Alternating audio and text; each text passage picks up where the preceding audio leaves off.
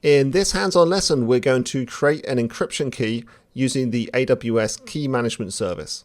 Back in the AWS Management Console, I'm just going to search for the Key Management Service, KMS. So here we can securely generate and manage AWS encryption keys. Now, what we want to do here is we can actually create our own customer managed keys, and we can view the AWS managed keys. So these are the ones that are used by AWS. Now, you don't pay anything for these, and for example, you can then go and encrypt your RDS database using the AWS RDS key. And that's all done for you. There's more as well. There's a couple of pages here. So we've got EBS and S3. But what if we want to manage our own keys? Then we can go to customer managed keys. Now it does cost $1 a month for the keys that you enable. So just understand that before you create a key. I'm only going to use mine for a very short time. So you can always watch along if you don't want to spend the money. So what we're going to do is create a symmetric key for encryption and decryption. The key material origin is going to be KMS.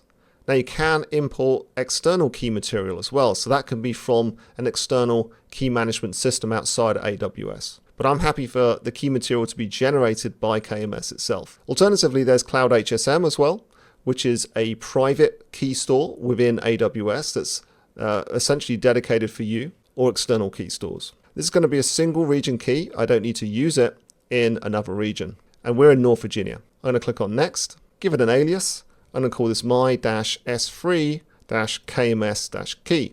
I don't need to add a description. Let's just click on Next. Now I can choose the administrative permissions for the key. So who is going to be able to administer it? For this particular use, I just need to enable myself, no one else. So I'm going to be able to administer the key.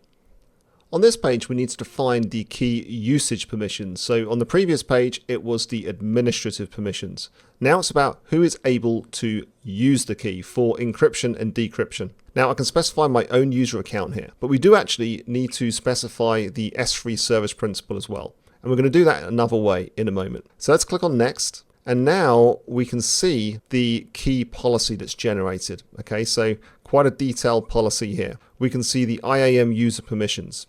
We've got root in there, we've got access key for administrators, we've got my ARN, so it's going to allow me as the key administrator only. And we can see all the administrative API actions that I'm going to be allowed to perform. Then we have the usage of the key. And again, you can see my individual IAM user specified here. And we've got encrypt and decrypt and re-encrypt, generate data key and describe key. So what we actually want to do is we want to add an entry in here for usage that allows the S3 service principal. So what we want to do, so I just want to show you from the top down again. So let's scroll all the way down. You've got the key for administrators here. Then you've got the allow use of the key. And what we want to do is press enter here, and we should have a new line. On mine, it's line 53. In the course download, in the KMS directory, you'll find this S3 principal.json. So here we're allowing access for the S3 principal. That is s3.amazonaws.com. The action is encrypt and decrypt on any resource. So I'm going to copy this, including all the way to the very beginning of the document there, because we're getting the spacing as well. Copy that code, and then we're going to paste it in here. Now you can see that a couple of things have gone wrong a bit with the way that it's formatted. We've got to try and tidy this up a little bit. So basically I need to come up and indent this. I need to put a comma here, and now that's fixed it up. So basically try and make it look like this. Make sure you've got the comma here, then you've got the new text. I've indented it correctly, and I've added a comma at the end of this closing squiggly brackets. So that should work. And so now what we've done is we've added the S3 service principal. So let's finish. We've now got our key, and let's go to S3, and we're going to try and use this key for encrypting a bucket. So let's create a new bucket, and I'll call this one my-encryption test, and then just add some random characters and letters to make that unique.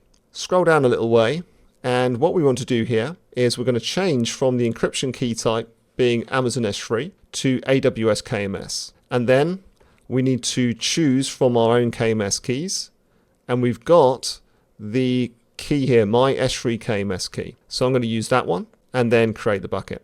So that's been created. If I just click on the bucket name, and then let's upload some objects. And I'm just going to choose anything. So these files here are just fine.